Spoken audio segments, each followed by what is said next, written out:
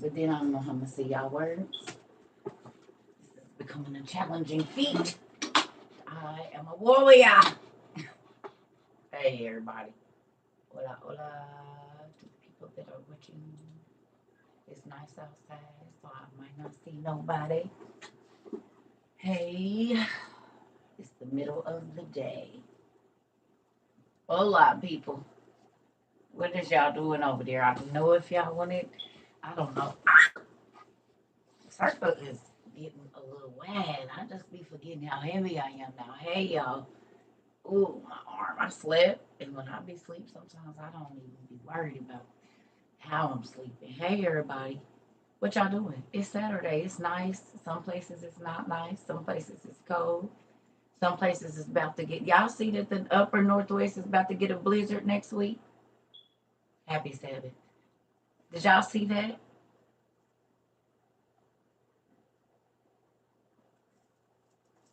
Did y'all see that the up like Michigan and all of that up there?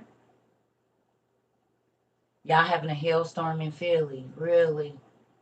Yeah, I just seen it on the thing. Well, I actually, but remember I told y'all that I was looking at the United Kingdom weather something. It was like 2 months ago, and they was talking about a blizzard that was gonna cover late March, early. Remember, and it's showing up. They said the northern. I saw Little Rock got hit real hard. I saw that. Just finished seasoning some meat. What you cooking? Hello on the website, whoever you are. I can't see nothing, so hey. Uh, Perfect time and TC. I just finished watching class from earlier. Okay, all right. Mm. So I wanted to finish this lesson that we were reading earlier today. I don't know if y'all was able to go and find it or not in Josephus, but I really wanted to finish it because I think it's a very important lesson that people need to understand. And do y'all want it or no? It's gonna be like story time. Y'all really not gonna be able to read along because I don't know if everybody gonna have the same copy. Oh yeah, I'm getting old. Jesus, I need a masseuse. You hear me? Just get the knots out. Congratulations, Pumpkin. Congratulations. I'm still waiting to hear from Miss Twan. I'm gonna have to get with Auntie K and see if maybe I just need to go through my box. I probably have her number. I've been trying to. I don't really know how to. Y'all, that is something that I really don't deal with well. I just want y'all to know that. So, have y'all noticed how I don't deal with? I, it's just not something that I kind of deal with. And I know I'm not trying to, but I just it's a you know I don't never know what to say. I don't never know. I don't even in my own family when people pass away, like I don't be knowing what to say sometimes. And so then I don't want to be not because I feel, you know what I mean, but I don't know what to say. So y'all, if something happens and you don't feel like I am sympathetic or empathetic or whatever, please don't take. I be hurting for y'all, and I get up and I pray for everybody every day. Try to pray for y'all before I go to sleep. But sometimes I don't got the words either. I'm human, and sometimes I don't know what to say to comfort you or to do whatever. You know what I mean? Sometimes I don't know because I be fighting stuff in here for my own self. So if I ever come off at a time when you are in pain, like I don't care, y'all, that is not it. But I do believe in giving people their space when they go through stuff because sometimes hurt people lash out. So I want y'all to understand that if something happens and I don't get to you right away, understand that sometimes when I'm in my feelings, I don't want nobody asking me nothing, talking to me. I just want to process it. And then when I come out of it, we'll chop it up. You know what I'm saying? And so I try to respect people's boundaries and I don't try to be all in their stuff. And I'm just because I don't want you to be in my stuff. If I say I'll talk to you about it later, leave it there. Don't keep asking me. I don't like that. And that'll get you slapped or cussed out or something. I don't know. It depends on who you are in my life at that time. So just leave me the hell alone. You know what I mean? Let me talk it out with God and get my mind together. And then if it's something I feel like I need to discuss with you, we gonna have a conversation. But don't, some people will be all in your business because they just messy. They want to know what's going on. They want to know what happened. I'm not like that. I wait for people to come to me and tell me what the issue is. And it ain't like, oh, I wait for them to come to me, but then I know you're ready to talk. If you come to me and you start saying, then I know you're ready to resolve the issue. But if I'm trying to get at you and you're not ready yet, it's about to be more stress on you. And I don't do it. Even with my kids, I can hear from one of their siblings that they going through something, but most times until they bring it up, I'm not gonna say nothing. Not gonna say anything because I don't want to hear your mouth, and I'm being said something. So then I just wait. Sometimes, y'all, we put ourselves into places we shouldn't. You know what I mean? Sometimes people be trying to be too concerned. Wait till I come to you. Wait till I say something to you. That's how I be feeling about my business. And you don't gotta ask nobody about my business. Ask me. Well, what's going on with her? Don't worry about it. Ask her. Like people can't ask me what's going on. I don't know. Ask them. Why you didn't ask them what's going on with them? Why is you asking me? I don't know.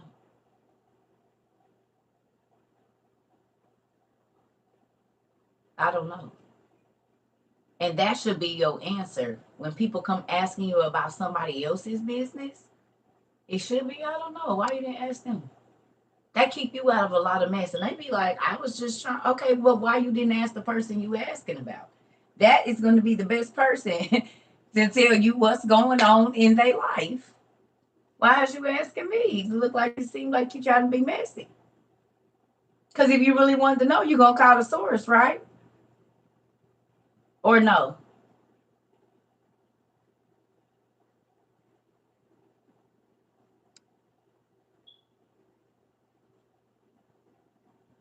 Mind the business that pays you. Yes. Hmm. I just wanted to get that out there. So, uh, yeah, I be waiting.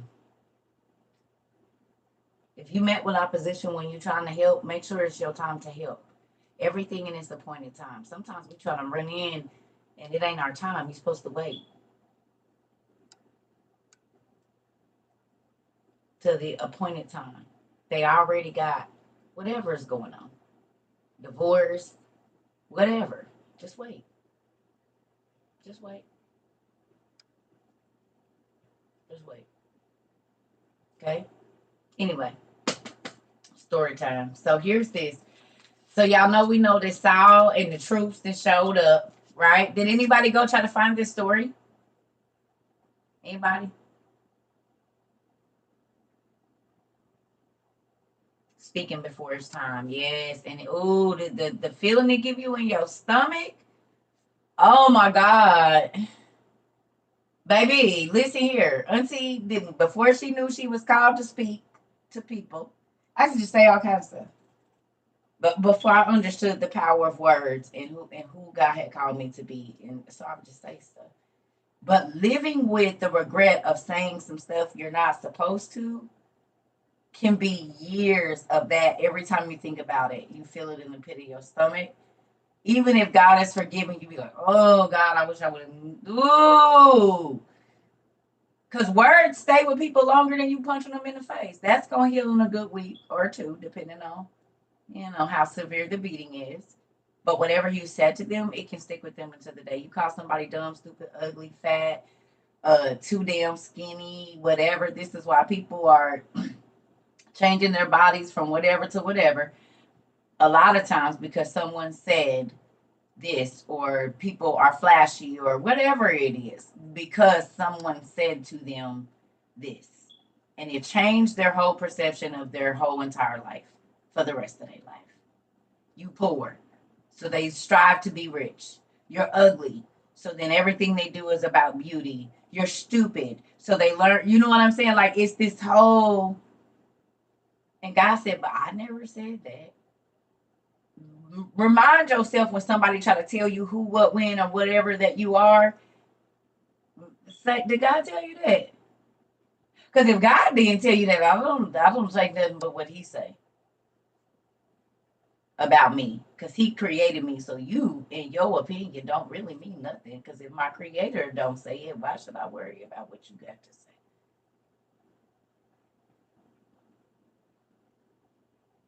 Mm-mm.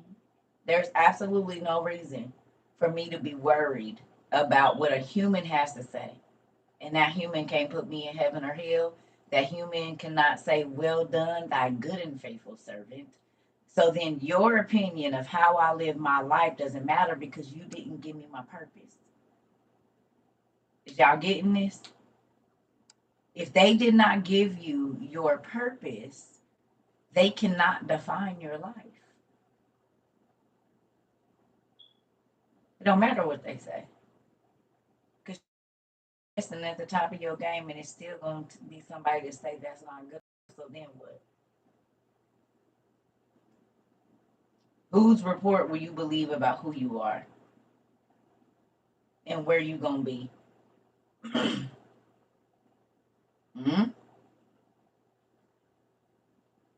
You needed that. You came in at the right time. Well, hello.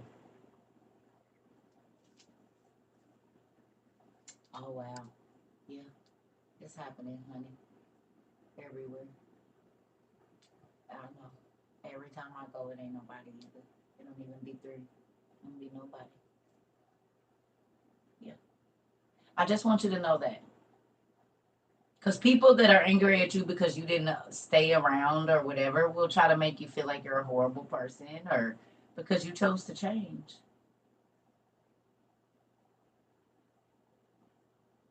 Oh, yes, honey. Listen, yeah, you got plenty of, yeah, yeah. You got, don't worry about it. Especially if it's an older woman. Some women are, they mad because they didn't do it right in anything, so then they try to make you feel like you was a horrible mom, even though they was worse than you. Don't worry about it.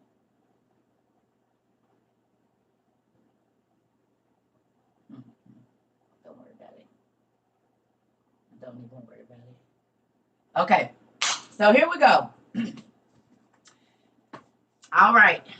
So we was studying about mishmash and how many people were coming against Israel.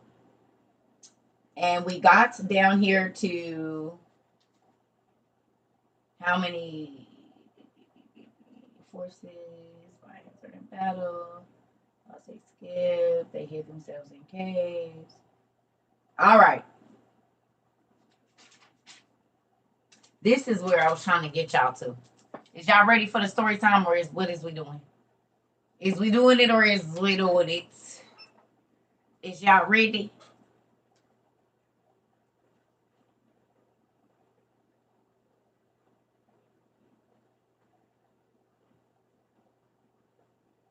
Yeah. Okay. So do y'all remember that Saul and them had been attacked by the Philistines? The Philistines had basically put groups of soldiers at every entrance and exit of the city. They wouldn't let the Israelites work with no iron. They couldn't make no iron. They couldn't carry iron. And if they did have iron tools, they could only go to the Philistines and have the Philistines sharpen them because the Philistines didn't want them to rise up and attack them. Y'all remember this? This was Saul and Jonathan. They had 3,000 soldiers. King Saul had 2,000 to guard him, and then he had given 1,000 to his son. Josephus by William Winston. Yes. Okay. I just want to give y'all the rundown if you wasn't here earlier so you know what happened up until thus far. All right. I just felt like Mr. Randall. He always says, all right. It's weird. Are y'all ready? Hello over here in TV land. Hey, is y'all ready? Listen, it's not going to be the same. I can't tell you what chapter or whatever. I don't know. I don't know how, because everybody's book is going to be the same. People got PDFs. I have absolutely no idea. I'm just going to read out of this. And if you find it in your section, then you find it in whatever version you have. This ain't, because different people did the complete works of Josephus. So I don't know. I'm just going to read the story, and then you find it in your copy of what you have. There is no title of the chapter. That's gay. Y'all can find that later. I'm going to read, okay? Because it's going to be too confusing because everybody don't have the same book.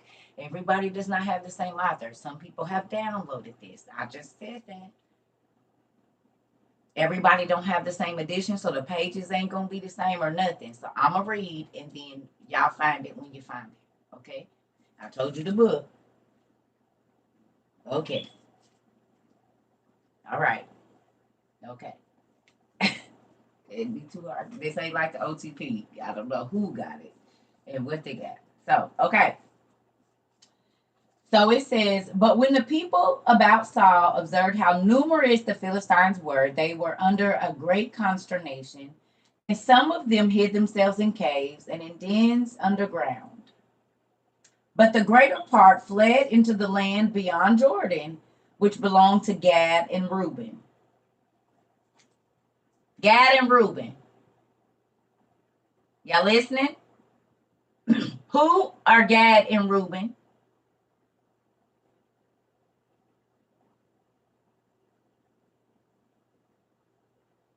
Anybody know who Gad and Reuben are? Jacob's sons. And Jacob's kids were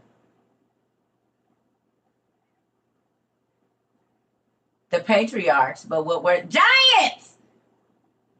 So they fled one race of giants and went to a land of two others.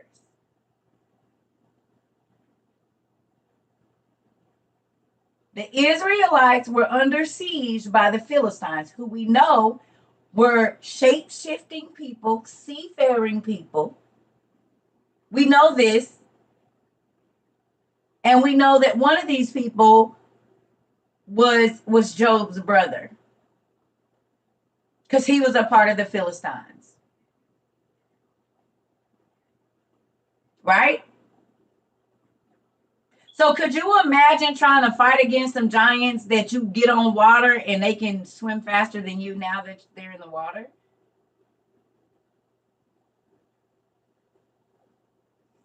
Speaking of which,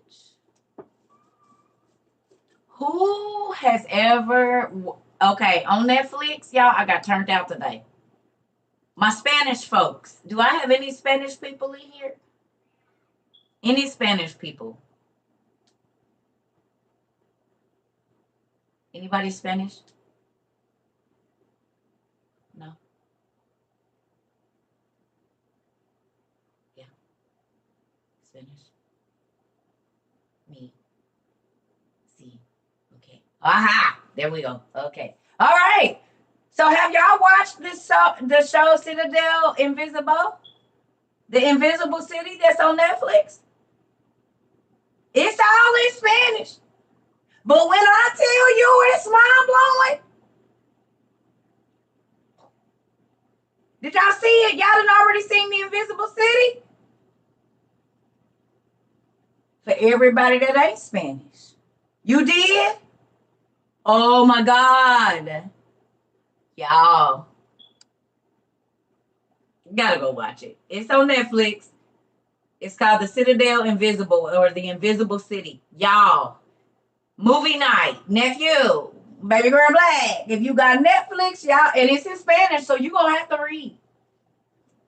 Put your subtitles on unless you know Spanish. You're gonna have to read. But when I tell you my toes is tingling under this blanket, they like this. I was like, oh my God, I had to keep rewinding it back. I was eating my egg rolls. Then dang near, listen, here it gave you chills. It is a good show.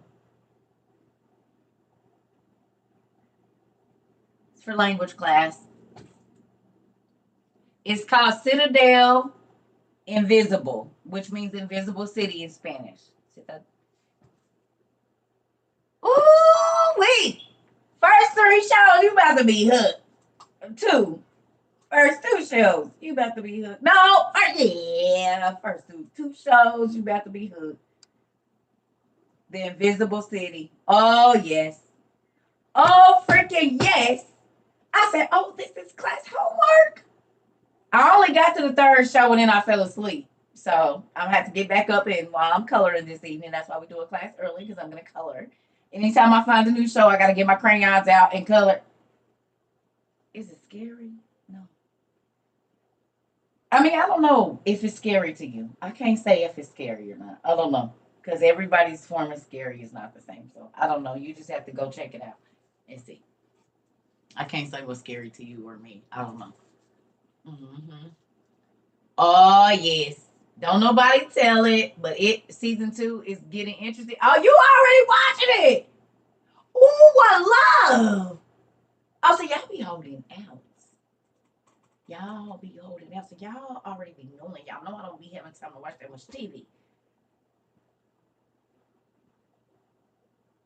Mm-mm-mm-mm. Mind blowing. I'm just gonna say they know something. Your toes was wiggling when you was season 2. Listen, just type in Citadel Invisible.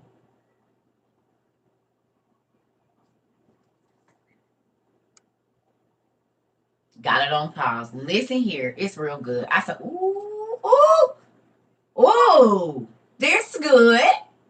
And I like movies or shows where I have to read. It makes me because then I gotta pay attention. Excuse me. Yep, then I gotta pay attention.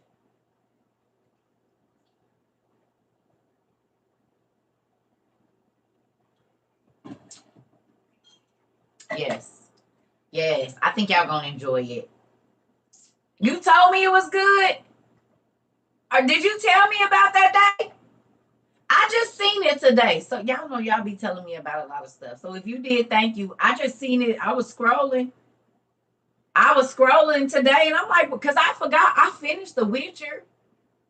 Okay. Well, thank you, Pumpkin, because I found it on there. Thank you. Listen, don't tell it. Look at now. I started it. I haven't watched that.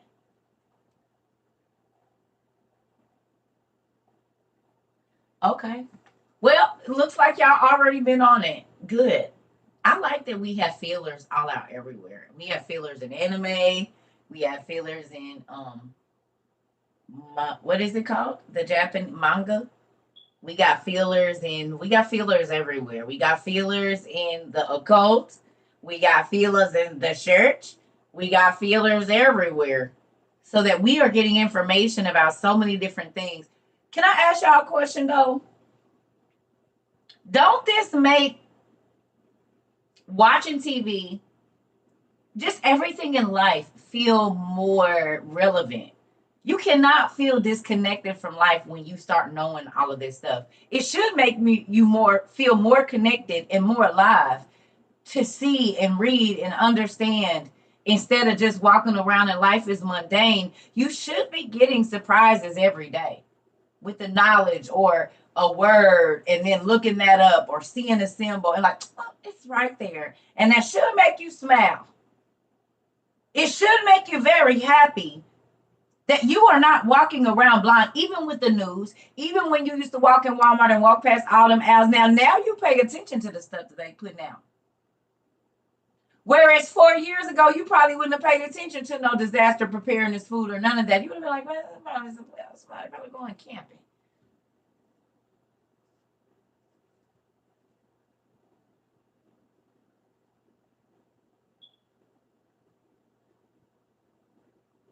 Do you see?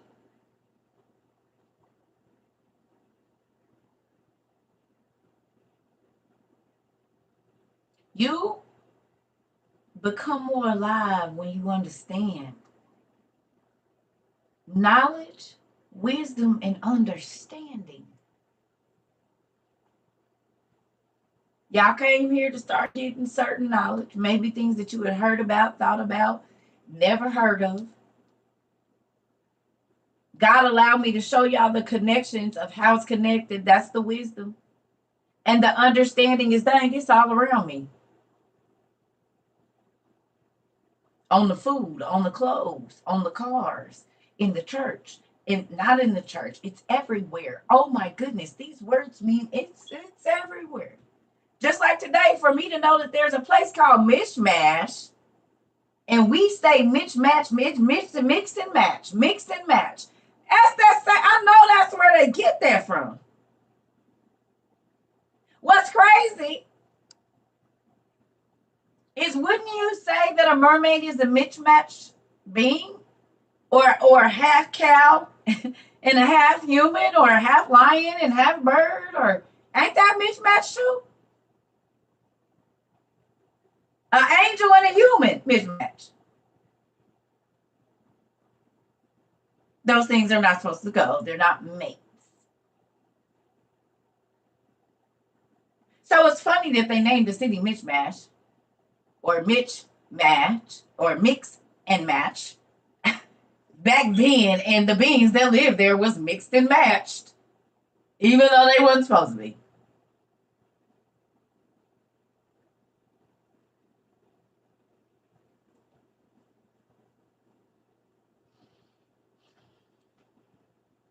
I mean, just think about that. Did you ever think about where mix and match comes from, or mix match? Did you? Such a simple word.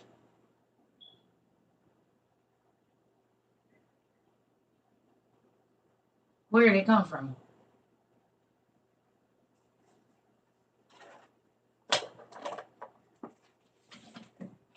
Don't fall.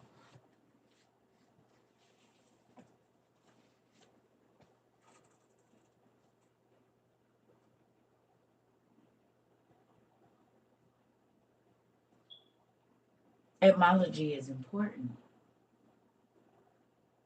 I was 45 years old today when I learned of this. Come on, Tamika.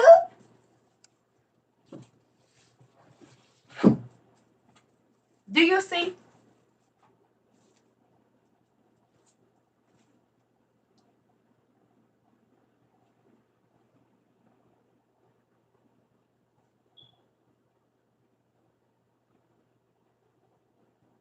Mm,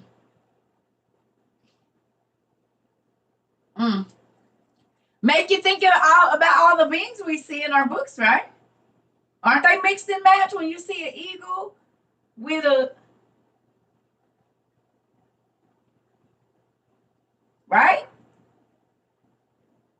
All the beings in our, and Enoch said they did what? Jasher said they did what? Miscegenation. Miscegenation is what? What is miscegenation? What is it? What's the definition for miscegenation? Family. Mix. To mixing of the species. The mixing of DNA, the mixing of the species is miscegenation. And in Jasher, in the seventh generation from Adam, there was miscegenation. It's not crazy that in ancient Mesopotamia, where this was happening, there's a city called Michmash. When they matched the things right there in ancient Mesopotamia, this is where the miscegenation started. Something so simple, and we never think about it, but Michmash, it's a city named Michmash in ancient Mesopotamia where they was mixing and matching and starting miscegenation, which is the mixing of the species. We say words and we don't even know what it means. Where the etymology, like where's the root of this word from?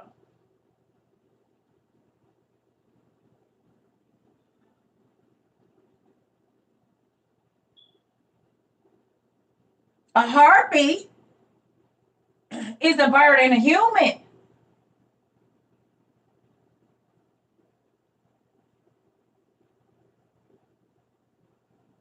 Miscegenation, mixed and matched.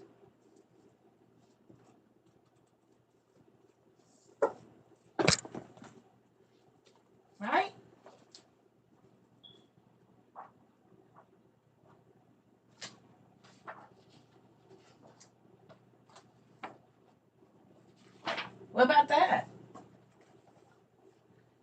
not a winged horse. Would you call this? It's gonna be like a bird and a horse mixed together.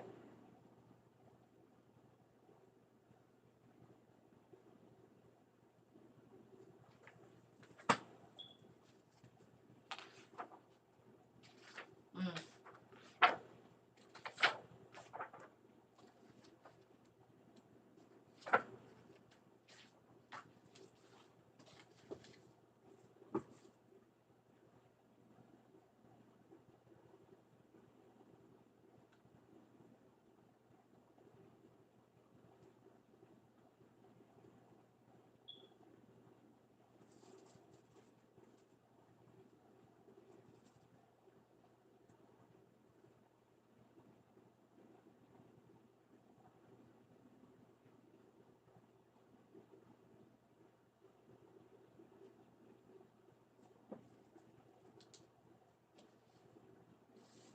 Mm.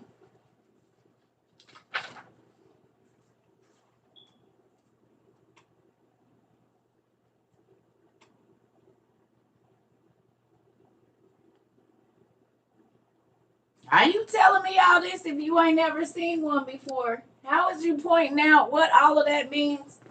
And you can do this, baby, and all of this? Tell me.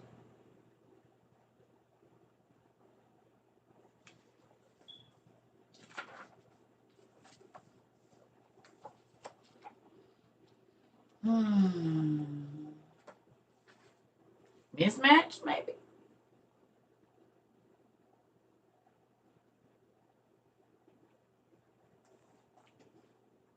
Species Ganesha orientis. Homeoboreus is the family. And the name of this species is Ganesha. Ganesha. Did you know that the elephant men were called the Ganesha or Ganesha? Who knew?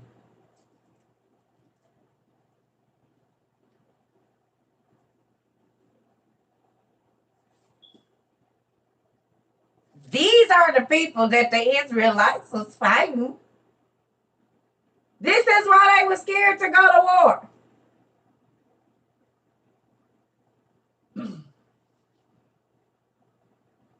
Who remembers me saying, how many times did they say they flew in the Bible? Or they took flight and they wasn't running. I said, y'all, they was really flying.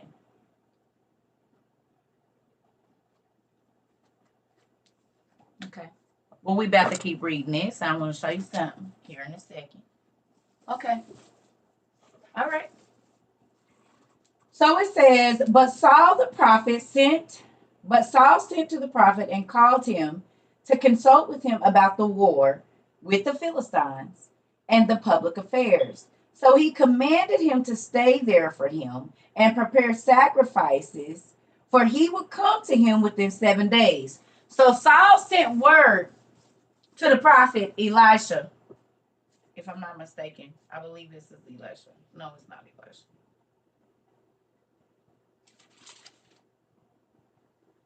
I can't think of which prophet it is right now. Anyway, Samuel. Excuse me, Samuel. Samuel. Yeah, I'm sorry. I said Elisha. Samuel. It is Samuel. I'm sorry. Samuel sent back to Saul and said, hey, don't do nothing. Wait till you hear back from me. And in 7 days, I'm going to come. I'm going to offer sacrifices and praise. And God going to take care of it. Saul started to panic because all of his soldiers and all of the people that was under him ran and hid in the caves and underground and left the city. Y'all hear me? Yeah? Is we here? Everybody here? Okay. So the giants have sieged Israel. Saul sent word to the prophet. The prophet said, don't do nothing. I know you freaking out. Chill. I'm going to do what I got to do, and then I'm going to come to you. Okay?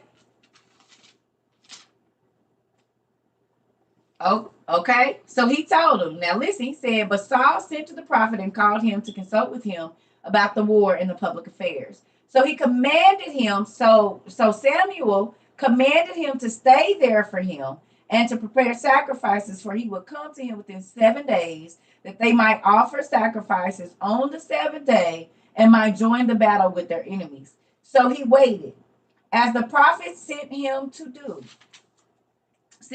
do. Yet did he didn't see, this is so, hold on. Okay. So he waited, as the prophet sent to him to do.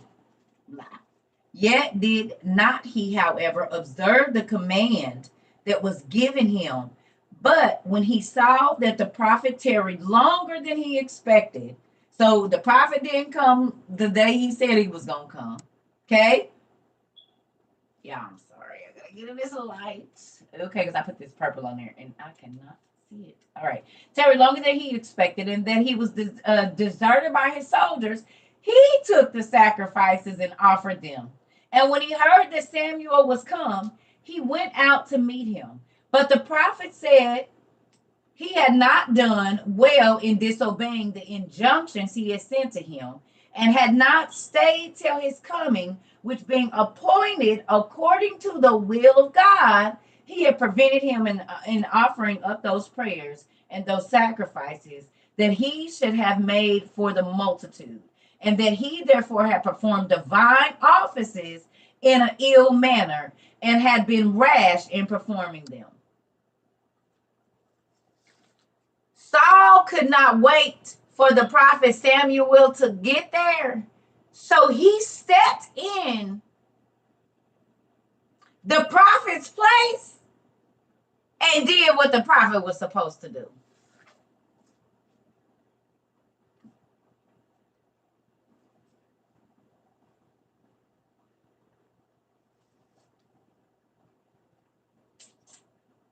Because the prophet took too long.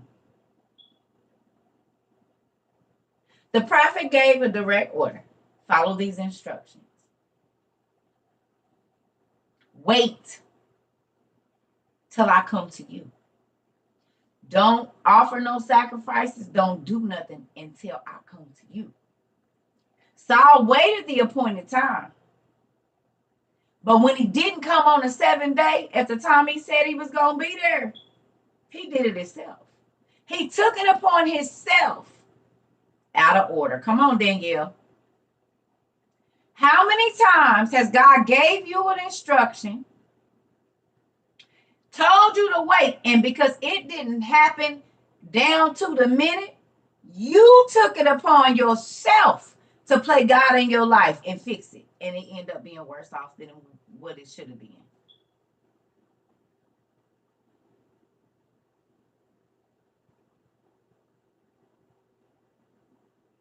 Hmm?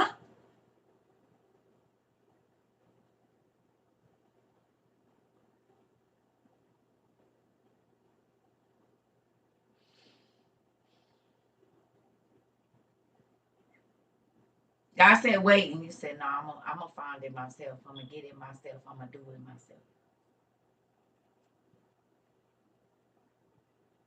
You said laugh out loud every time. So let me show you what happened. Here you go. It says, hereupon Saul made an apology for himself and said that he had waited as many days as Samuel had appointed him. I did what you said. You said wait 7 days. You didn't come. This is what he said to the prophet that told him to wait. That he had been so quick to offering in his sacrifices upon account of the necessity he was in, and because his soldiers were departing from him, and out of fear of the enemy's camp at Michmash, the report being gone abroad that they were coming down upon him to Gilgal. To which Samuel replied, no, certainly, if you had been a righteous man and had not disobeyed me, nor slighted the commands which God suggested to me concerning the present state of affairs, and hadst not acted,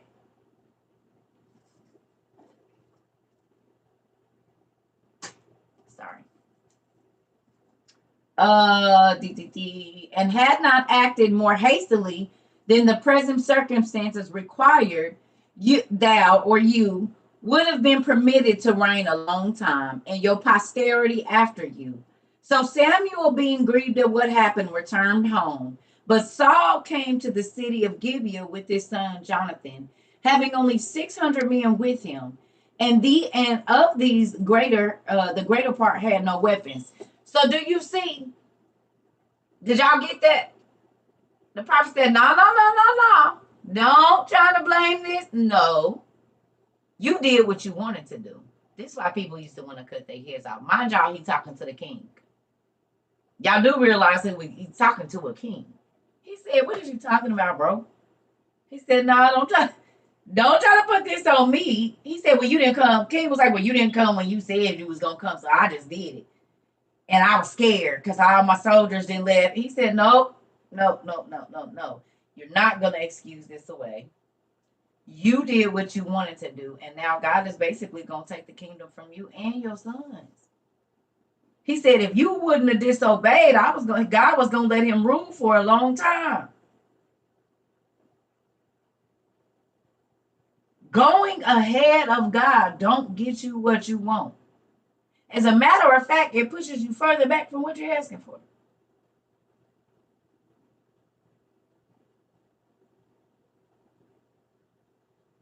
Ain't that crazy? There are times, I say this all the time, and I tell my friends and my cousins, I said, there is information that is time. Sometimes when a prophet give you information, it's time sensitive. Or situation specific. I don't even know if that's a thing. It's only for this specific situation. It's not going to apply to nothing else, and you have to do it time sensitive. It's a time sensitive thing that you do whatever the prophets say right now. And I'm not saying it like, oh, but there are situations that God will tell you something through the prophet.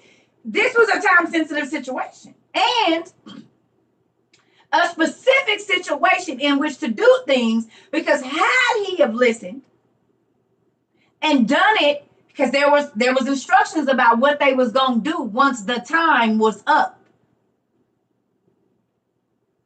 He said, wait until I come to you.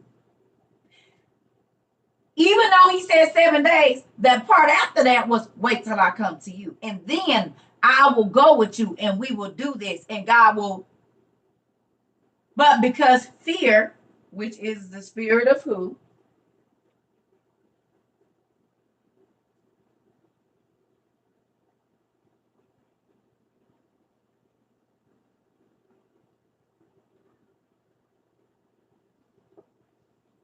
The devil. The devil got him riled up in fear so that he disobeyed the instruction that came and he lost out on his kingdom. All because of one thing, something that hadn't even happened yet. But he lost everything for real, for fear. For fearing of what would happen and going and overstepping God, he lost the kingdom for him and his son. What he was scared of hadn't even happened yet. But when he made it up in his mind to step into a place that he should not have been, he cursed him and his posterity, basically, or got them booted out of God's grace. And we know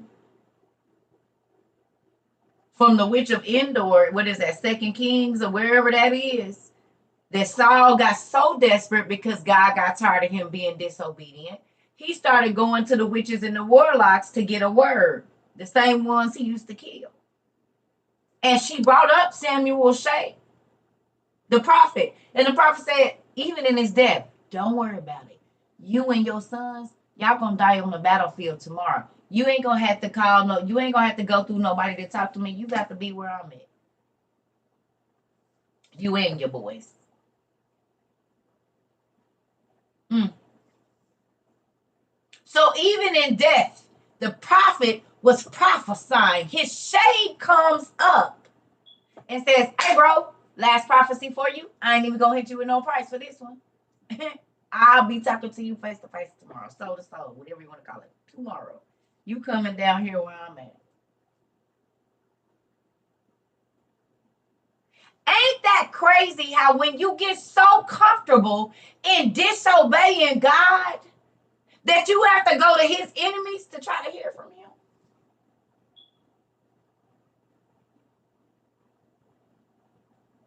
I don't want to hear you, God. I'm going to do what I want to do. I'm going to do what I want to do. I'm going to do what I want to do. You only live once. I'm going to do what I want to do. And then you got to go start going to God's enemies to try to hear.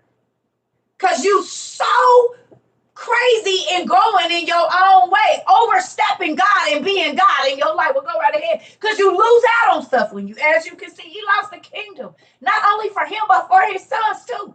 All because he stepped in a prophet's place trying to do a prophet's job. That's what be cracking me up, y'all. I'm gonna be honest with y'all. It is people that have tried to do the things that I do, and it has been disastrous for them. I promise. It don't matter what it is. It has been disastrous. She ain't the only, and she think I don't think I'm nothing. As a matter of fact, my friend and I were laughing about it today. She said, I remember when people used to call you a prophet and you would turn your face up and be furious, but you would have to keep your face. It was offensive to you. And that was just 12 years ago. 11, 9, something. It wasn't that long ago. You better not call me no prophet. I'll be ready to slap you in your mouth. I did not want that because I read about the prophets and I read about how crazy their life was. I was like, oh no, that ain't. I'm gonna be a choir director. I promise you. And can't sing a lick, sound like a frog. She just reminded me of that today. She said, "Yeah, I remember when you used to be offended." I did. I ain't even gonna lie to you. I used to be mad. Don't. And I'm not gonna talk to you if you say that to me no more. I'm about to go. Come on, girl. Don't ever talk to me like that. You cussing at me. That's what I used to tell people. Stop cussing at me. Because do you know what you're speaking on my life? I know what prophets go through. Now, I can look at my life, but I was in denial.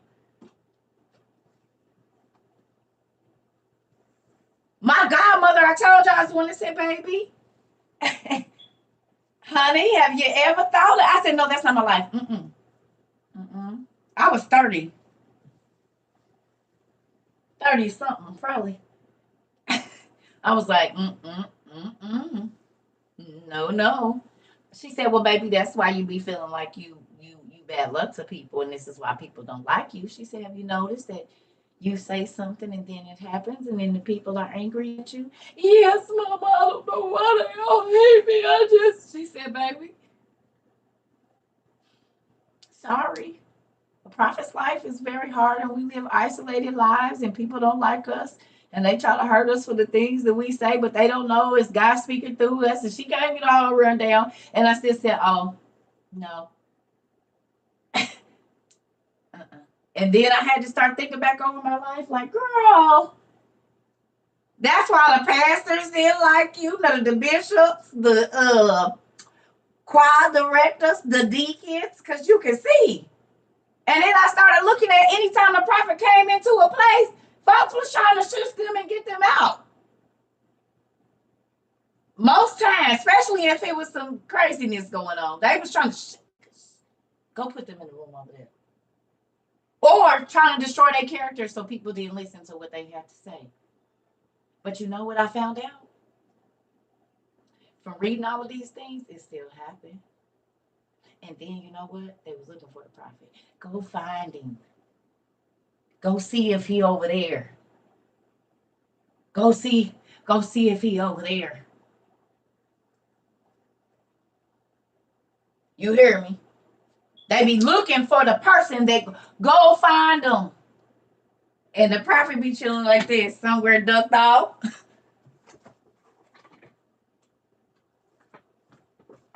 on the top of a mountain looking at them like that. God didn't put an invisibility shield around them. They walking through the, can't see people, can't nobody, you know how they be like, ooh, somebody just, prophet just walking through, ain't gonna, but don't nobody even know it's still, because God got to get them on out and get them to the next city, like for real.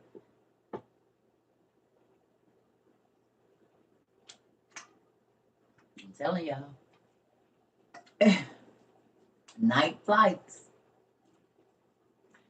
God didn't move me right in front. I remember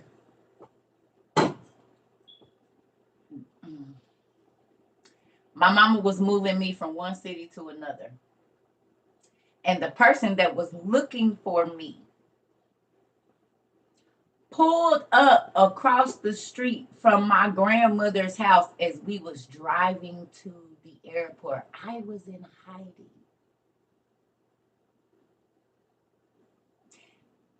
When my auntie car was pulling out to take us to the airport at this place where this person should not have known that I was because I had not even been there 45 minutes, they pulled into the gas station right at the little corner store right across the way.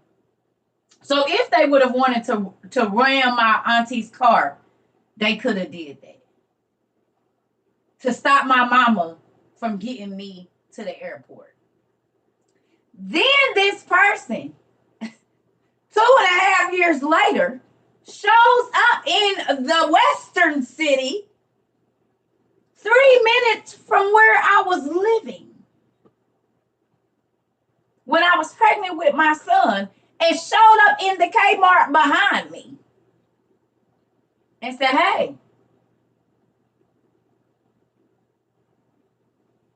2,100 miles away, 1,600 miles away. Before the internet and all of that, baby. I told you I'll find you. And my sister had her profile on her hip because it's the Wild Wild West. She said, you found who? She said, who is this? I said, you remember? She said, get in front of me, girl. Because I'm big and pregnant with my son at this time. I'm probably 7 months. My sister-in-law, baby, had that profile on the hip in the Kmart. In the Kmart. And said, move in front of me. Don't look there. She said, he ain't about to do nothing. He ain't about to do nothing, I guarantee. Whatever he thought he was going to do prior to today, when y'all was over there, he won't be doing it today. And we didn't have no problems. I seen him again when I was 25 in the city. Not that one, but another one.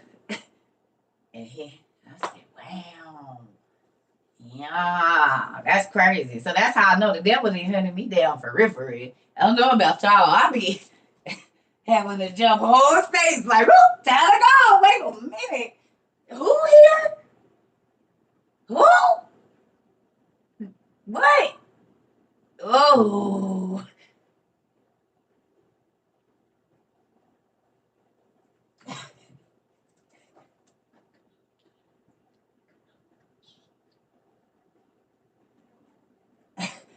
What?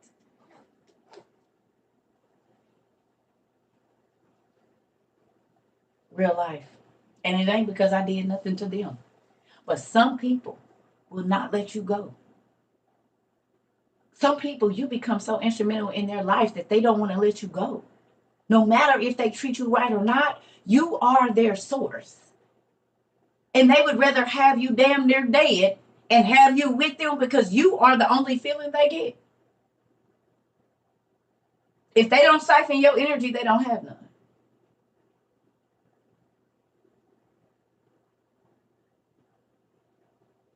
If they don't siphon your happiness, they don't have any.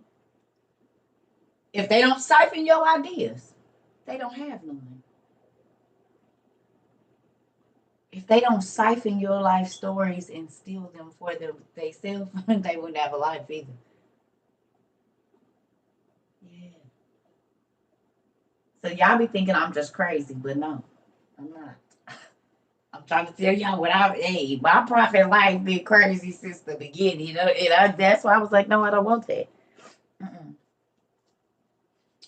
Yeah. So I'm gonna fast forward this because I want to tell y'all something. I'm running to the bathroom. So in this green part right here, Saul's son Jonathan and some soldiers go and they attack the Philistines. Okay, we will read that, but we're not going to because I just want to this part right here. Excuse me. It says but because of the greatest part not knowing one another, because they were of different nations, suspected one another to be the enemies, for they did not imagine that there were only two of the Hebrews that came up. So they fought against one another, and some of them died in the battle, and some, as they were flying away, were thrown down from the rock headlong. Some of the Philistines were flying away, and as they were flying away from Jonathan, Saul's son, and the other, yeah, it's right here. See right there, I kind of covered it up. See, flying. I covered it there. Flying away. This is in the history of the Jews. The winged Philistines until yeah, you are already.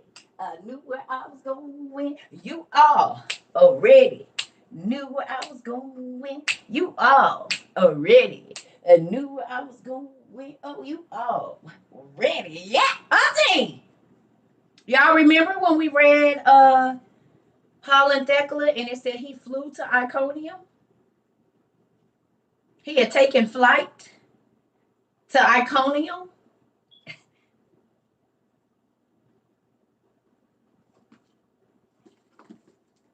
It looked like mismatch to me, don't it? Ain't that a mismatch being to you?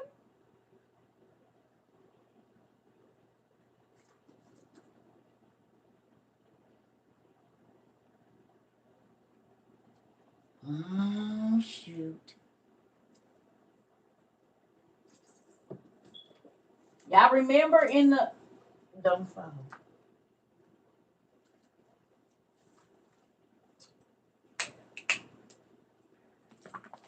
Hold on. I'm looking for something.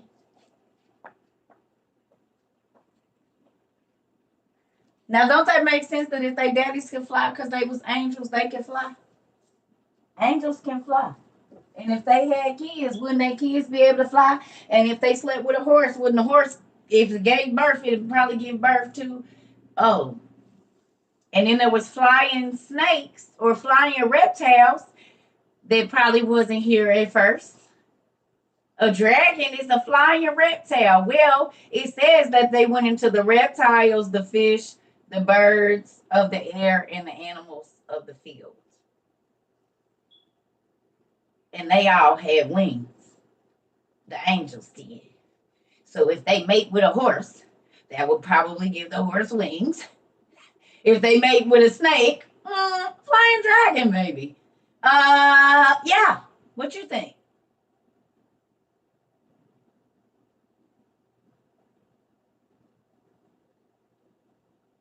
Right? No? Because the word dinosaur literally means giant lizard. We know that the angels went into the reptiles, and if they left a seed in there, it's gonna create a giant being. Because when they left their seed in women, it created giant beings.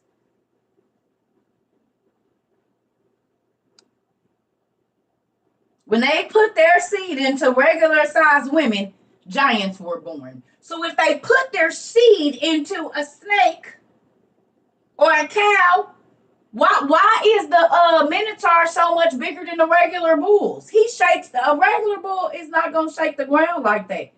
But a minotaur is taller than the trees. But he's still a bull and a half man type being. Right or no? So an angel putting its seed into a cow would definitely make a massive being like a minotaur. because it's a super huge cow, a super huge bull. When you look at all of they're all massive. They're all way bigger. Giant snakes, giant lions. The ghost lion that was in the African tales that they say come up and show up and leave and go. And then we look in the Testament of Solomon and it's the lion demon in there that show up. Mm.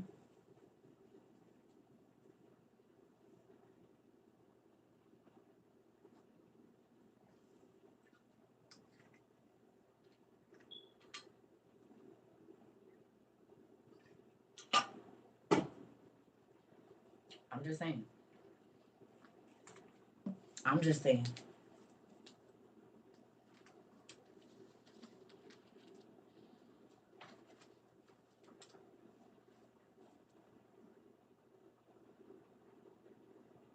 Yeah.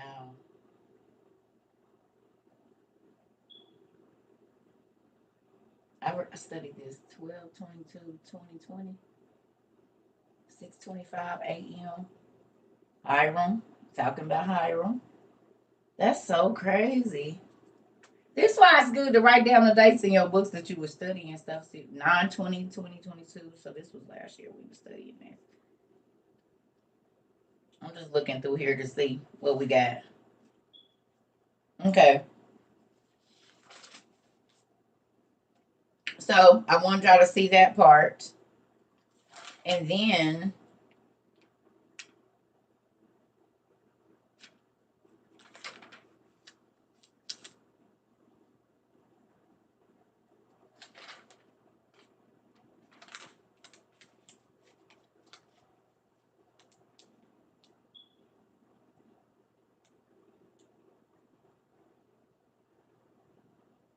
yep, here it is. Okay.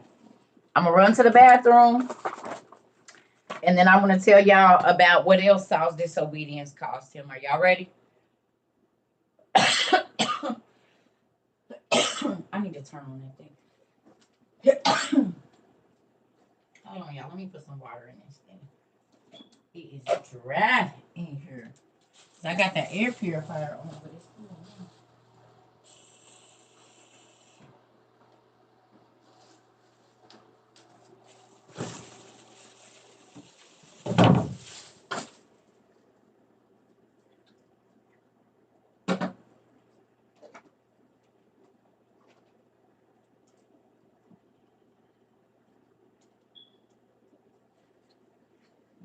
I want to ask y'all a question before we read this.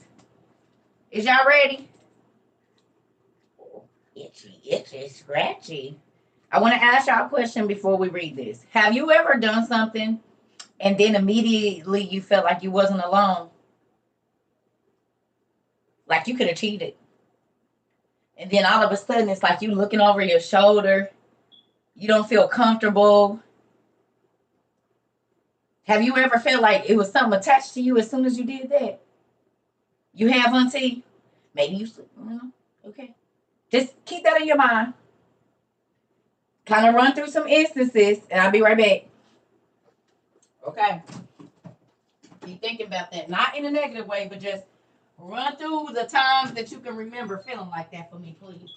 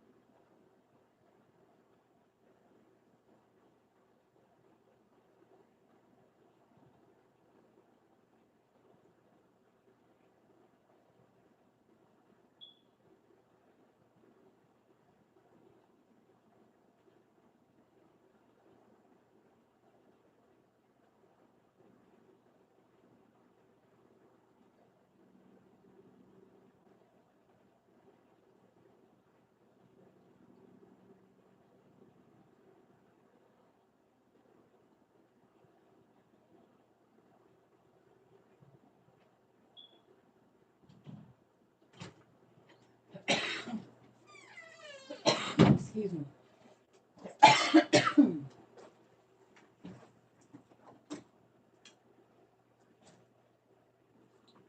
Okay, y'all ready? I want to read this to y'all.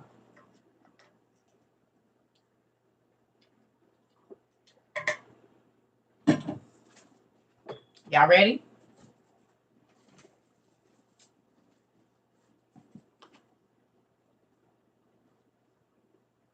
Okay. Very interesting. Okay. So it says, now Saul, being sensible of the miserable condition he had brought himself into. I'm going to read that again. Now Saul, being sensible of the miserable condition he had brought himself into, and that he had made God to be his enemy by disobedience, y'all, he went up to his royal palace at Gibeah, which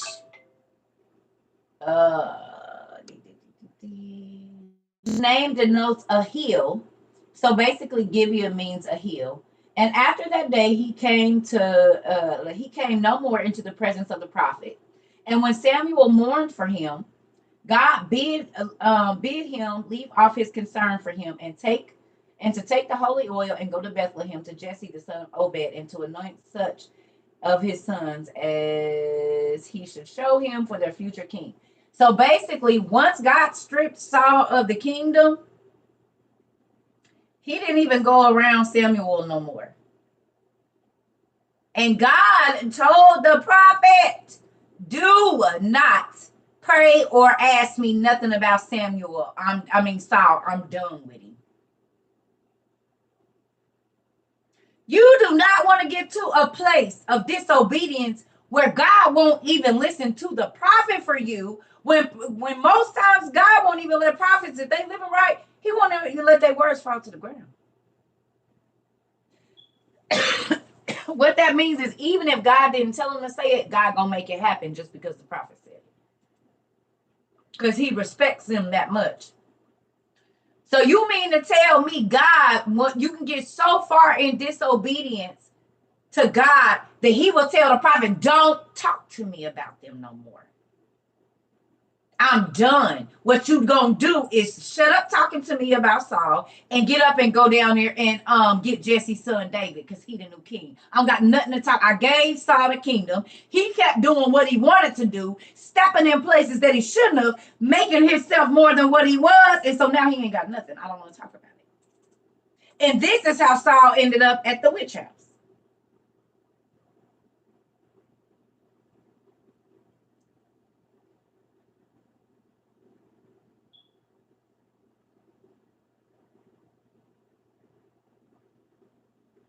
Keep on doing what God. That's why I said, if you're not gonna live the purpose he put you here for, what is you here for? You a waste of air and energy. God formed you. So if you're not living the purpose that he wants you to use, you a waste. If you're not living the purpose he put you here for, you a waste. The blood, the air, everything, it's wasted. He can give you everything. And if you still not listening, he will take that and his spirit away from you. This is why things and pride and all that stuff cannot be more. Listen. Okay, look. It says, hold on, y'all. Okay, but Samuel said he was afraid lest Saul, when he came to know of it, should kill him, either by some private method or even openly. But upon God's suggestion to him, a safe way of going thither, he came to aforementioned city. So God told him, go this way, you're going to be all right.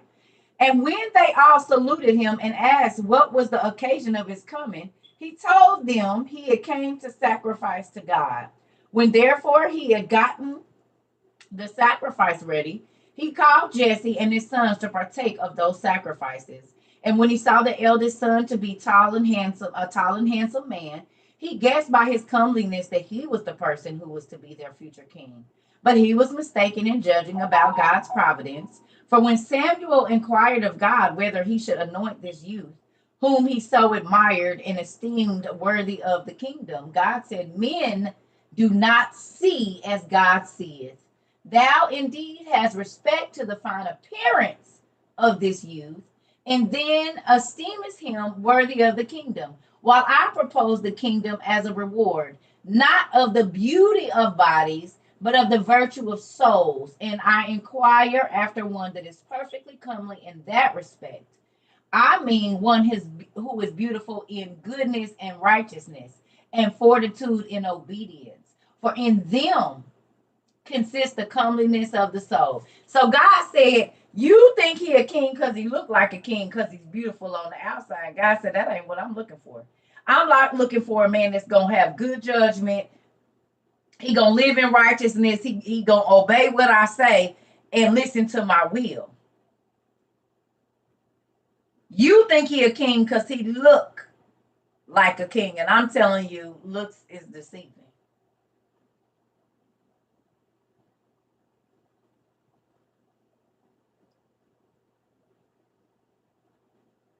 It's a lot of people that look like prophets, pastors, bishops, archdioceses, managers, but it's only a look. They talk like them, act like them, so called, but it's the act, it's the facade. Because their heart ain't really for the people.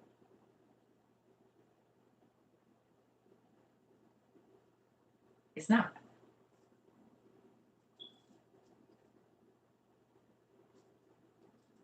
Ministers instead of ministers. Exactly. Exactly. So we're going to keep on moving. He said, you think he is because that's what he looked like to you, but that ain't what I'm looking for, my daddy said. Okay. Uh,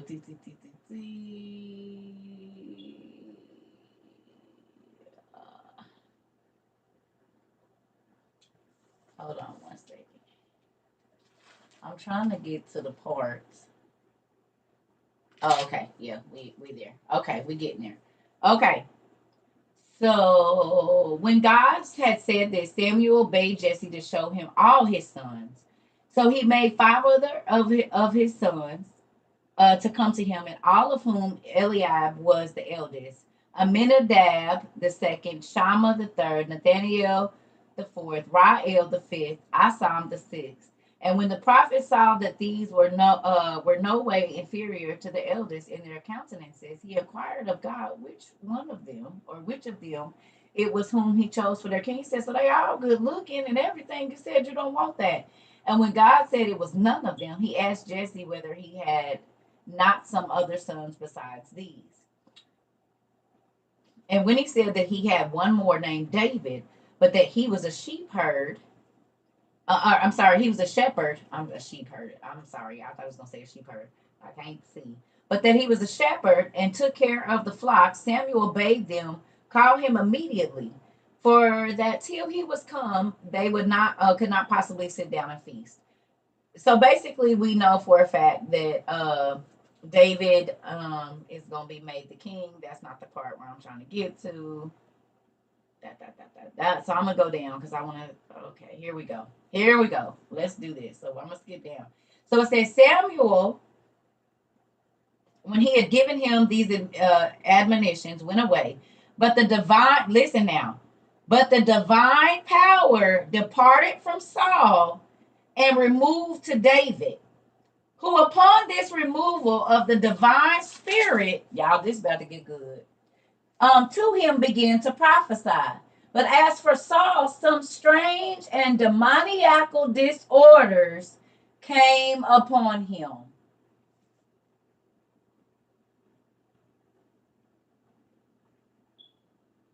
Did y'all get that? Yeah, I'm gonna read it again. You caught that, blessed to be y'all. You caught that? I'm gonna read. So Samuel, when he had given these admonitions, basically after he anointed David king, it says, went away, but the divine power departed from Saul and removed to David, who upon this removal of the divine spirit to him began to prophesy. So David instantly started to prophesy because the Holy Ghost was on him.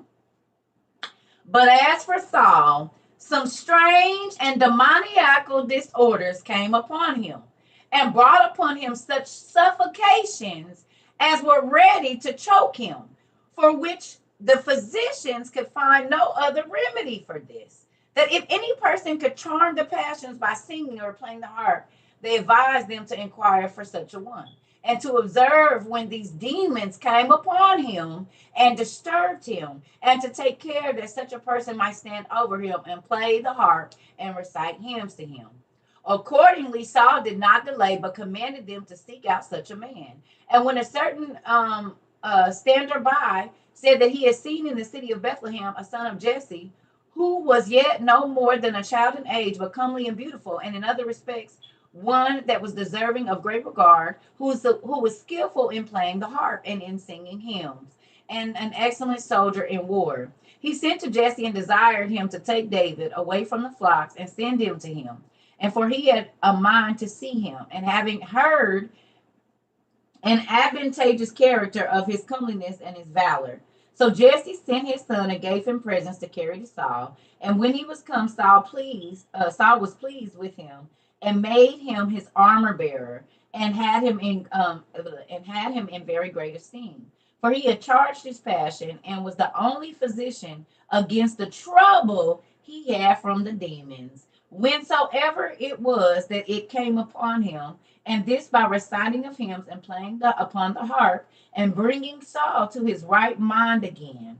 However, he sent to Jesse, the father of the child, and desired him to permit David to stay with him, for that he was delighted with the sight in his company, with his sight and company, which stay, that he might not contradict Saul as he had granted.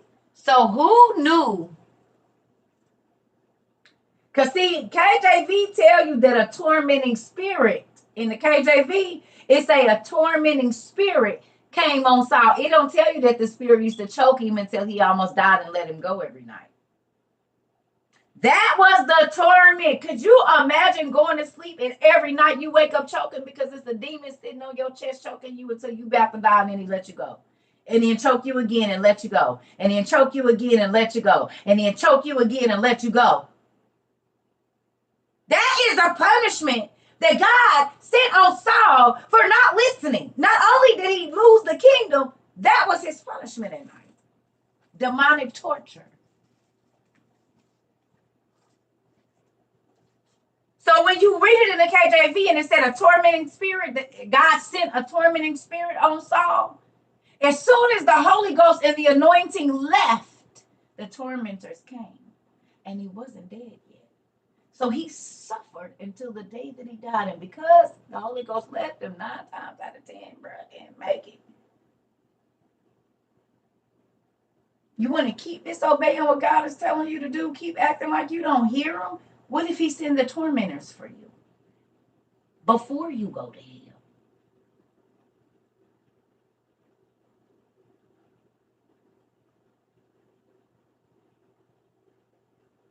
Somebody find a scripture in the Bible for me where it talk about Saul being visited by the tormentors. Please. What's the scripture in the KJV? Thank you. What's the scripture in the KJV? Where is it?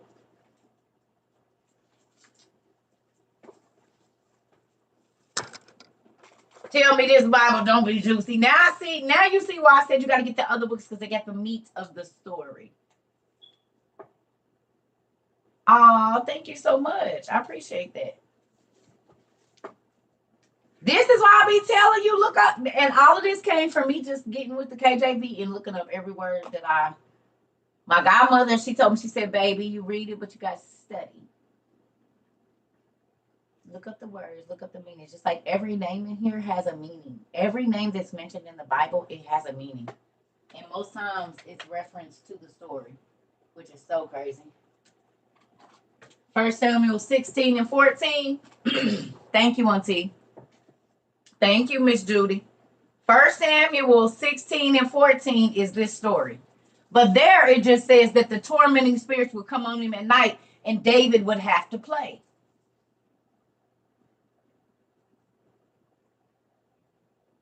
God, it was a setup. He was about to be the next king. You don't think that, didn't I tell y'all my daddy is strategic? God sent the demons that could only be dispelled by the songs and the harp that David played. But God had already anointed David king. Do y'all see the setup? So he just moved him right on into the palace.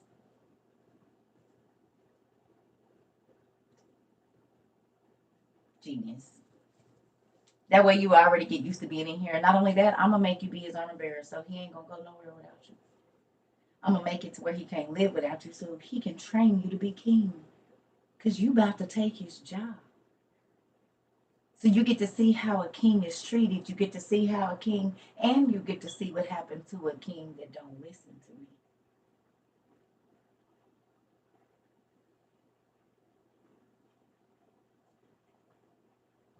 My daddy's real strategic in how he moved. That's why I said you better be careful talking to folks that you feel like under you, baby. They will be your boss. Quickly. Aha. And gotta make it where you can't live without them. You need them to survive, to keep your mind sane, baby. Y'all better quit playing with God. That's why I be like, the Bible is so juicy, honey. I don't know how people don't want to read it. It's crazy. Do y'all see how good this is? Do you also see that God don't be playing, and sometimes when he say he take your sleep, the wicked don't be sleeping. God will send a tormenting spirit on you. This I know. Lived it. And they ain't all the same. He'll let a tormenting spirit go through there and have your kids up all night so you can't sleep. He won't. I'm sitting. You cutting up, but the demons tormenting your babies, running through them. Hey! Ah! Girl, this baby ain't never been scared to go to the bathroom. What is going on?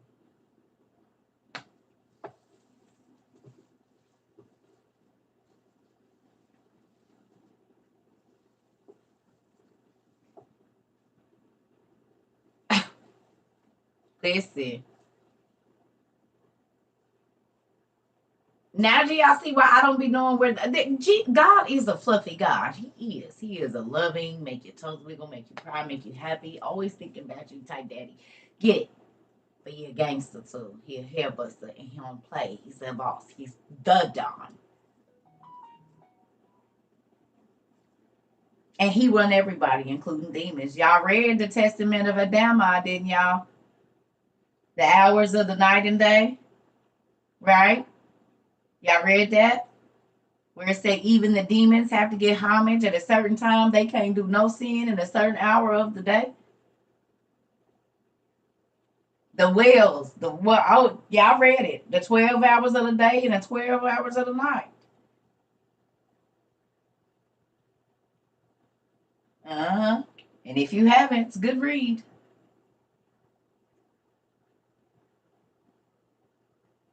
Just look up that the 12 hours of the day and the 12 hours of the nights. I can't remember. Is it in book 1 or book 2, y'all? Y'all?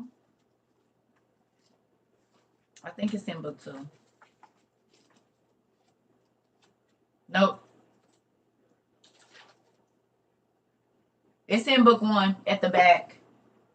Page 993. Book 1, page 993, right here. The Testament of Adam. Book 1, page 993. And it talks about the hours of the day and the hours of the night. See it? Because the night was made before the day. So if you want to see what happens in all the nights and all the days, it's there. In your book 1 at the back. It's actually the last book.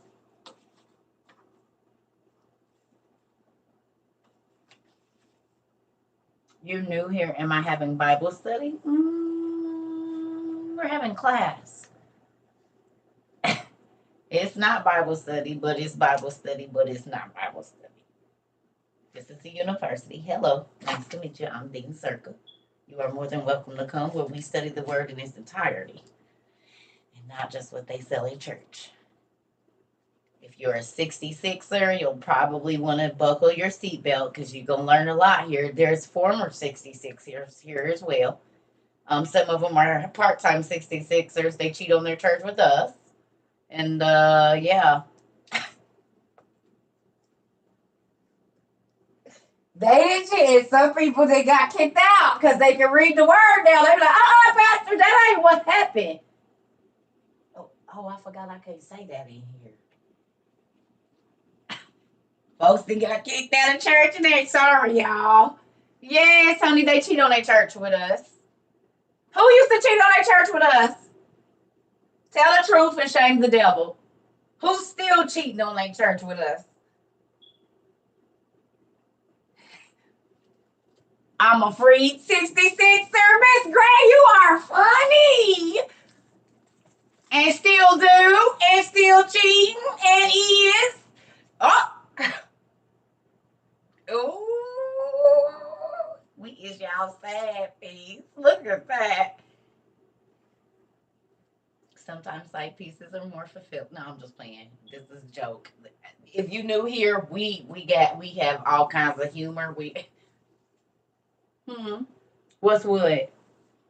This Old Testament super grapher. Oh, 66ers are people that believe that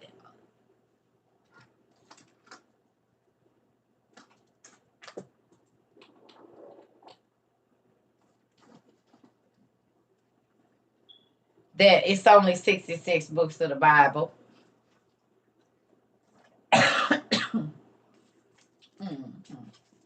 They think that that's all there is. But they don't know that in the first KJV that they swear by,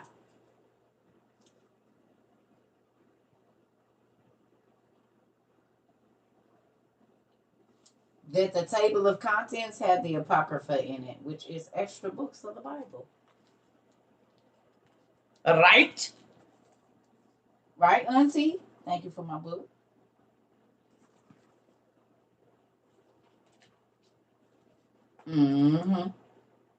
Right?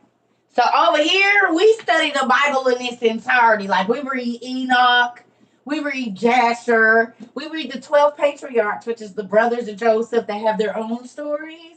Adam and Eve, the Cave of Treasures, the Jubilees, Jasher. We runs all the way through all the books and then we can find. And then we go and we tie them to the mythology. And so then that's how we found out that all Greek and Roman mythology is based on the Assyrian and Babylonian kings. So then when we go and read Jasher and we read, y'all know the spiel. And when we go and read Jasher and we go and read Enoch and we see that the angels, the watchers, came down in the seventh generation from Jared in Genesis 6, and they say the sons of God saw that the booties was fat of the women of earth, the Gaia, the women that came from earth. They say, I'm going to accept that. She about to be man's. I'm snatching her tonight. And so then they went on and they tricked them and they had babies with them. And then they say, hey, we got to take some. Baby, I want to show you something. I'm so happy you carrying my child.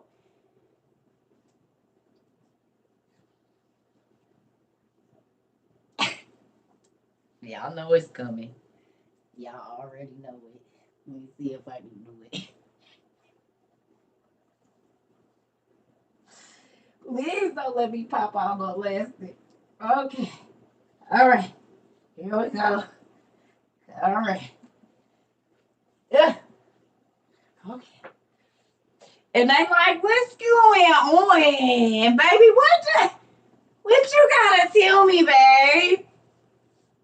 Baby, I just want to show you something. I'm so happy that you is carrying my child and you my goddess, baby. And I just want to show you something. Me and my brothers. Can you get all your girls? I know y'all all pregnant at the same time. We do the best little shit things for y'all. So we want to show y'all something. They like, girl, they got a come on down here, girl.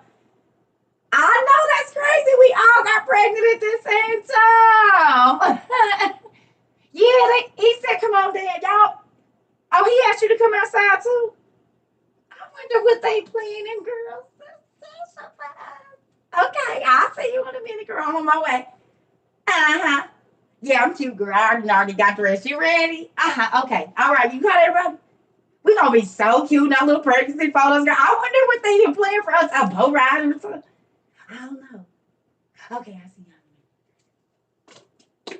So all the women get outside and they got these stomachs, right? And then they're like, where they at? What?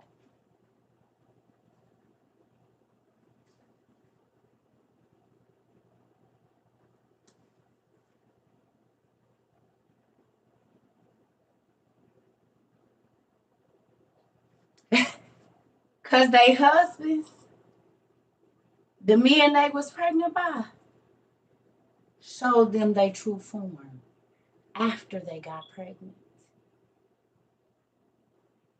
Could you imagine making love to somebody and thinking you know them for 7 months? And they say, wait 5 minutes and come outside, and they taller than the Twin Towers?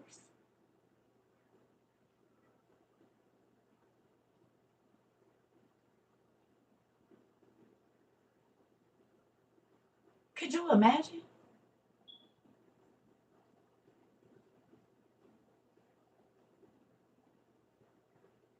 You've been a regular human being this whole time. Maybe something in me told me, maybe something with my baby feel different from all the women. I wake up and I'm levitating on my Jesus. I'm levitating over my bed, or someone come around me and something is happening. I say, "Ooh, settle down, settle down." But I don't know what. So I'm keeping it to myself because I think I'm tripping. And then right before I'm ready to bear what is in my womb, the Father tells me to come outside. And at the clouds, I can only see his knees.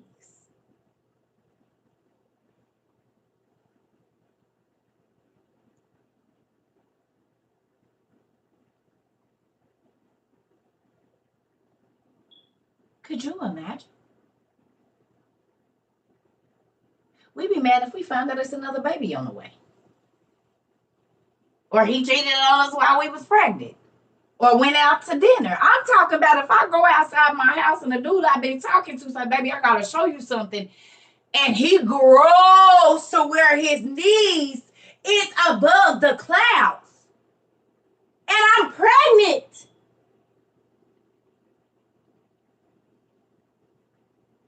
And then shriek back down the sides. Get away from me. Honey. Listen here, y'all wouldn't have been okay.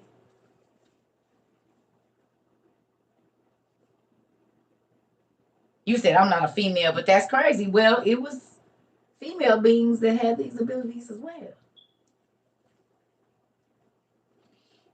This is why it's so important when you start to see when famine came in the Bible, when it started showing up, because these beings were massive.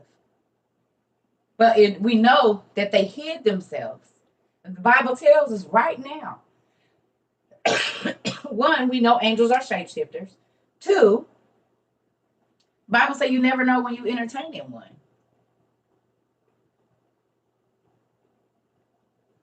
Even today, the Bible says beware, because you never know when you're entertaining an angel. It never said good or bad. I say that all the time. So if the Bible says beware, because you never know you entertain an angel when you enter, that means they look and feel and smell just like us. So if you ever look somebody in the eyes and say, "Oh, something's not right there," I don't know. Could it be because they weren't human?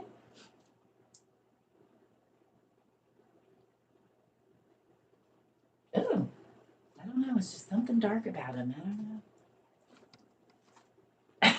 Yeah, I ain't never had that. That's why I don't like looking people in their eyes a lot of times, because I see a whole bunch of sadness. I see all kinds of stuff. I don't want to see that. Y'all ain't never did that? No? Uh-uh.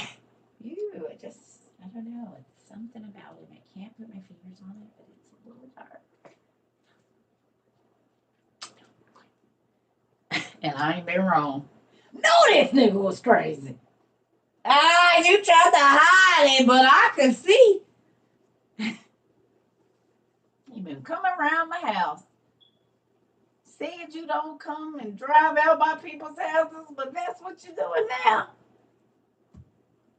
You said you don't stop the internet and social media, but how you find me? How you show up over here? Hmm. Right. Right. Hmm. So do y'all see in this story in the beginning from earlier? I want to say this. Do y'all see how in the beginning of this story, God alerted the prophet to the enemy that was coming, and God alerted the king. The king alerted his soldiers, and people were saved. Understand, like I said, that Lucifer and his angels are well trained army folks in war. They're real soldiers, and they use war strategy in your life to attack you. So if you don't study strategy and war tactics, then you don't even understand what the hell's going on in your life. Generals and all of that, privates and who do what. Do y'all realize that's all the stories of the Bible? Are y'all getting that? The wars, it's teaching you war strategy. But just like there are spies on this side, guess what it is on that side? People that's going to blend in and look just like, because that's war.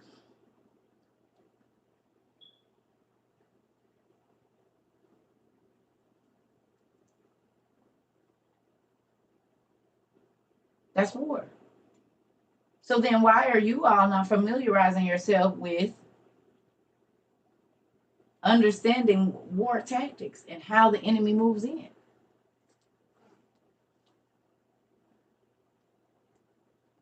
Exactly. They know your habits better than you. They sure do. Because they've been watching your whole family, and most people teach their kids to do what they do, so they don't really have to do much, do they? My grandma did it, so I'm gonna do it. My daddy did it, so I'm gonna do it. So they don't even have to do no work, really. You teach the one, then the rest of them gonna do whether it's wrong or well. I don't care if it's right or wrong. My grandma always did it, and it was wrong when she did it. But the Bible said you teach your children not to listen to God, so it makes sense. That's why he said you better look at what your forefathers did and what I did to them for disobeying my word. They didn't listen. I'm giving you the opportunity.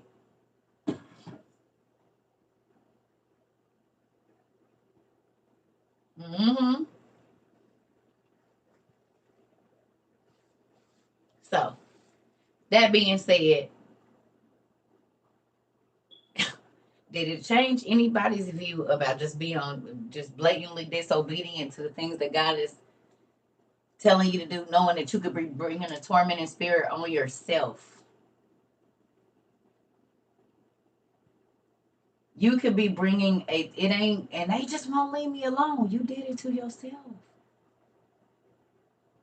You literally can bring tormented spirits on yourself by being disobedient to what God is telling you to do. And he would go into fits where people thought he was, it said demoniacal episodes. That would be schizophrenic episodes in our day. Or a mental illness fit, whatever that fits into. But y'all remember what happened to Solomon? Y'all remember what he said? When he disobeyed God, what happened to him at the end of his life?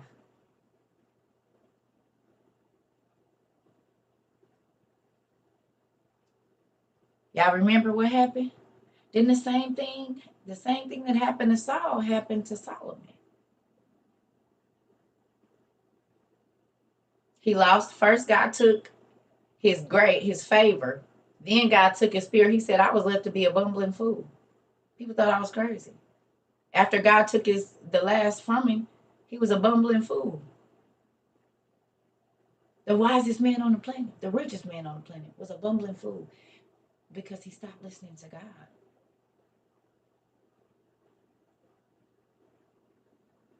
It says the demons laughed at him.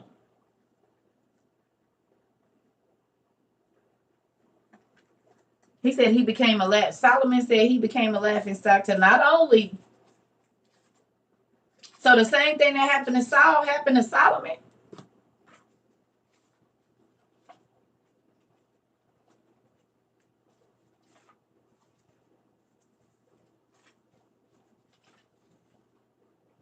Here it go right here. It says the glory of God departs from Solomon, and he writes this testament. So the Spirit of God departed from me, and from that day my words became as idle talk. She convinced me to build temples of idols, and as a result, I, wretched man that I am, carried out her advice, and the glory of God completely departed from me. So the Spirit of God departed from me first. Then once he started listening to the woman and building the temples to idols, God's glory left him completely. And my spirit was darkened. And I became a laughing stock to the idols and demons. For this reason, I have written out this my testament in order that those might hear, who hear, might pray about it and pay attention to the last things, not the first things, in order that they might finally find grace forever. He said, don't pay attention to how I started. You better look and see how I finished. Because I basically canceled out all the good stuff and all of everything God gave me at the end of my life.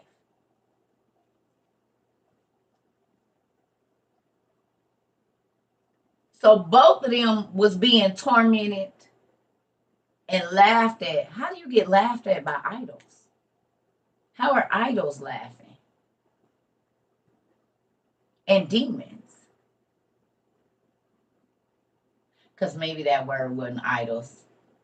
Maybe it was the giants and their gods and but you know they gonna make it.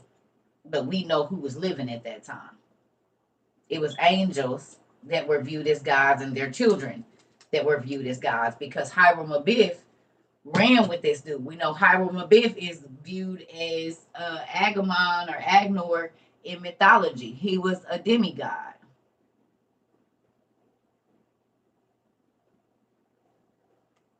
Serve God your whole life and miss out at the end. Mm-mm.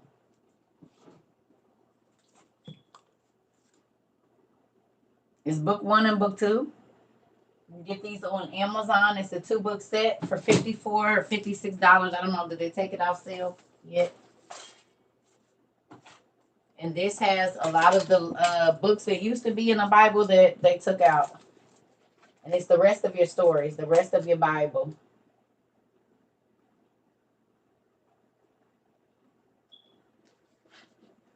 Not all of it, but a lot of it. Mm-hmm. Yep. Don't forget, if you guys want your picture in our class picture for 22-23, y'all need to send y'all pictures to nerdjunkshop.com, nerd spelled with a 3. If you want to be on the school puzzle for this year, send whatever picture, not no graphic stuff, y'all, because we want our babies to be able to look and see this. But if you want to be in the class picture for 22-23, that's going to be an actual puzzle. You need to send your picture, whatever picture that is, to Nerd Junk Shop. Yeah, nephew, get your picture on there. Everybody else, if you want your picture to be on the, and then everybody's gonna have a copy of, everybody will. I know, I can't wait to see. Did y'all send y'all pictures in already? Like, come on and get them over there so she can get done, so we can get them.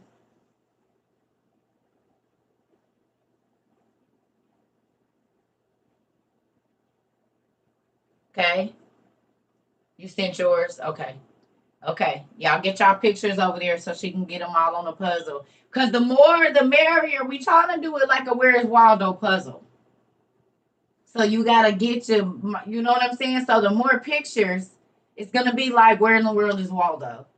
So you can look, because you got to think, as we start to do these meet and greets, you're going to meet people that you might not have known, but you look on the map, on the puzzle, and you see their face like, oh my God, I met them in Oklahoma and they right there. You know what I'm saying? That type of thing. So that's what we're looking for. Mm-hmm. So send your pictures if you guys want your picture in the class photo 22, 23. It's, the more photos, the better. Because I like Where in the World is Waldo. It's my favorite like search thing next to highlights as a child. My toes are going crazy just thinking about finding him. It's crazy. I've always been into looking for what's right in front of your face that other people don't have time to look for. That has always been my thing. Kappa highlights with me when I was at my grandma's house. And was the first one in school to be trying to grab them up when they came in. Let me get that so I can go find this owl and the spoon and the fox. I need that in my life. What website? I just said it. Nerd Junk Shop. NerdJunkShop.com. Nerd Junk Shop. N3 RD. Nerd Junk Shop. You can even go to Circuit Trova. The link is there. If you want to, just go down to the Circuit Trova thing and look up websites or whatever. It's on there. The link is all the links to everything is on there. Just go to Circuit Trova 22. Yep. So I'm about to go. I love y'all. And oh, is it in my bio too? Okay. Thank you. Thank you. So there's that. Yeah. So send your pictures there.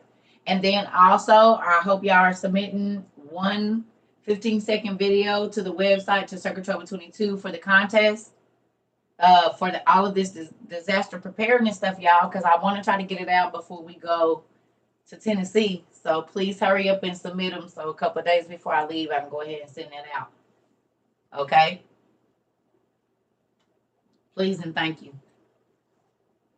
Because we got 2 disaster preparedness kits for a family of 4. So it's 8 people. We got 4 gas masks or 8 gas masks, but they go into 2 families, so 4 and 4.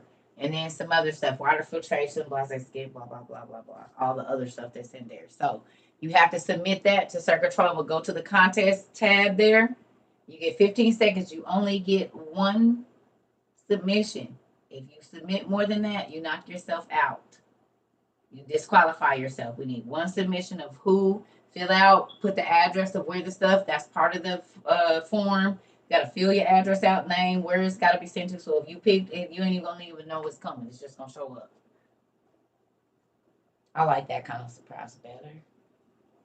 You don't even know you expecting it. It's just, you don't even know what's coming. It just show up. You be like, oh my God, what is this?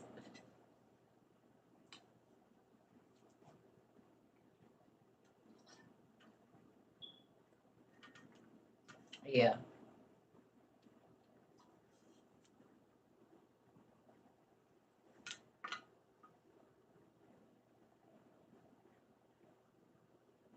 Oh, congratulations. You on a dean list. Good job. Good job. Congratulations. What you say? On the real dean's list. I see what you're trying to say. You could have been on the dean list over here, too. No, I'm just playing. Congratulations, Pumpkin. She got an A in statistics, y'all. That makes me excited. We got some numbers around here. Right. I told y'all we got some smart people. We got everybody in our community. Yes, I love y'all. Congratulations. We got some spoiled people over here. Done. I like having like this whole, it's a lot easier, a lot less stressful. Good night, y'all. Thank you so much. Vinegar. No, I don't know. Might be the grease from the egg rolls. No. I made 20, and I think it's 6 left. That mean how many did I make? 14 by myself.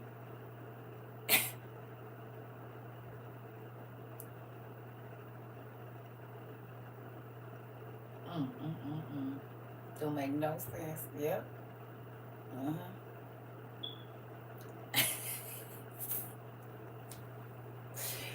Listen here, I done told y'all. Look, just a few. I'm about to. I was trying to wait, but I'm just gonna eat the rest of them. Give my little sauce and stuff, and I made them. Y'all see they big, so they never burrito size, smashing. And I like mine crispy, like the darker brown. Ooh wee! I'm eating all of it when you bite into it, and then if I'm picking all of that up, put a little sauce on it. Oh yeah, I like food a lot. It makes me happy.